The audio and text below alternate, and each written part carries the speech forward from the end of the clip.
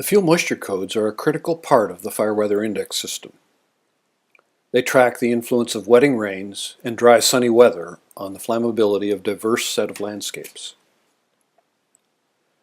This lesson will introduce those fuel moisture codes and what they represent, why they are depicted as unitless codes instead of fuel moistures, how they trend through the fire season, and how they relate to the fuel moisture classes in the National Fire Danger Rating System, or NFDRS. As shown here, the three fuel moisture codes, Fine Fuel Moisture Code, Duff Moisture Code, and Drought Code are the first elements estimated from the daily solar noon weather observation.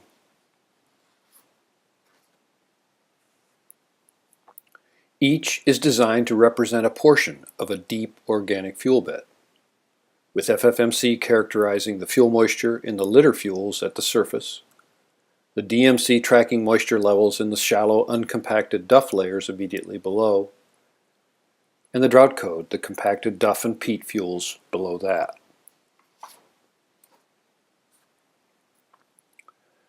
FWI fuel moisture codes are updated each day.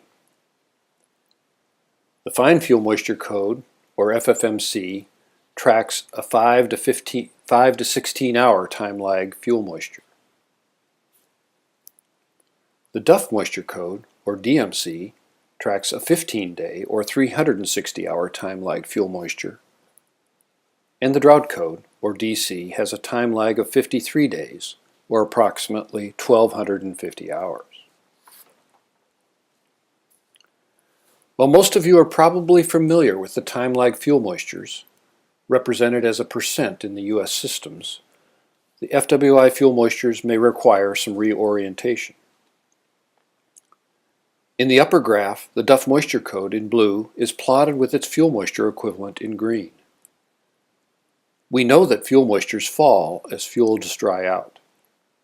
But while the fuel change in fuel moisture begins to slow, as it gets very dry and closer to zero, the moisture code continues to rise under continued drying conditions.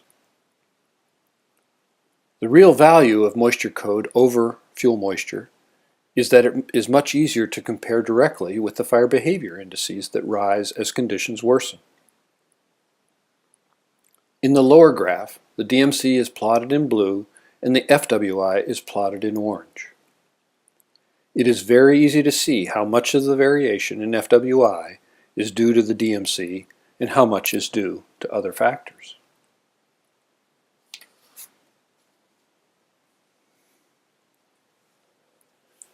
Remembering that all three fuel moisture codes rise as conditions dry, this graph of fuel moisture codes in the 2015 season at the Hogatsa Alaska RAWS make it easy to compare the stories of FFMC in green, the DMC in purple, and the DC in blue. Notice that in the spring, DC remains at low levels, while the FFMC remains fairly dry each day that no precipitation occurs. Only the DMC shows a dramatic change during the period, signifying a notable drying trend. Notice how much each fuel moisture code is affected by the significant rains in the blue shaded periods and how long it takes DC to rise to its highest level in the season later in the year. Finally, look at how each responds to the season-ending conditions of short days and wet weather, with the DMC falling to low levels and remaining there, while the FFMC continues to vary and the Drought Code falls much more slowly.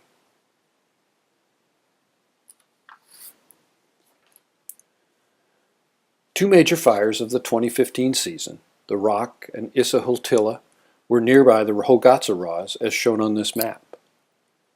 Their growth came substantially as expected in late June and early July, and again in late July and early August. Notice the same graph with those fire growth periods overlaid. During the first period from June 23rd through July 6th, the DMC was rising rapidly. Only small day-to-day changes were occurring for the FFMC, and DC was about halfway on its track to peak levels later in the year. In the later period, shown by the black dash box, DMC rose again, but to a lesser level, while the DC, or drought code, was reaching critical levels.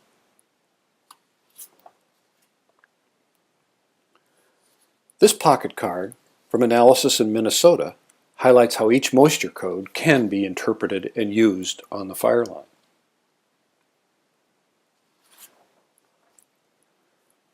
This wilderness fuel bed shows the wide spectrum of time lag classes monitored by the U.S. National Fire Danger Rating System.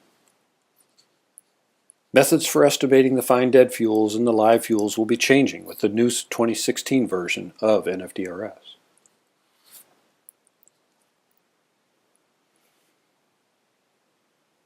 The Fine Fuel Moisture Code, FFMC, monitors much the same conditions as the 10-hour fuel from NFDRS.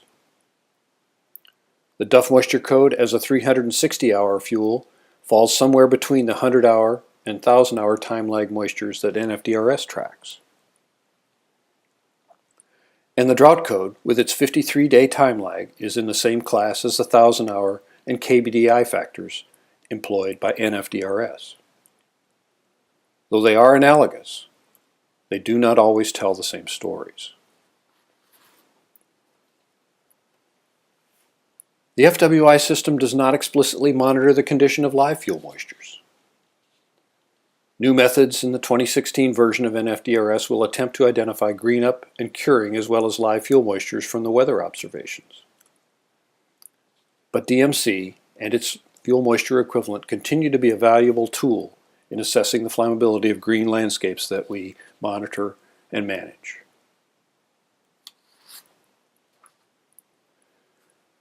With this brief introduction, it's now time to examine each fuel moisture code more carefully. As with many other examples, there is a tension between the interest in knowing specifically how dry a particular fuel is and the knowledge that landscapes are diverse, requiring generalization about their flammability. The FWI system uses fewer, more generalized moisture codes to characterize those landscape conditions. Litter and Duff fuels are used to characterize the trends in landscape flammability. All three fuel moisture codes are represented as codes that increase as conditions dry out. Live fuel moistures are not explicitly monitored by the FWI system. Now consider viewing the presentations for each of the three moisture codes to learn more about them and how they can represent your fire danger. Thank you.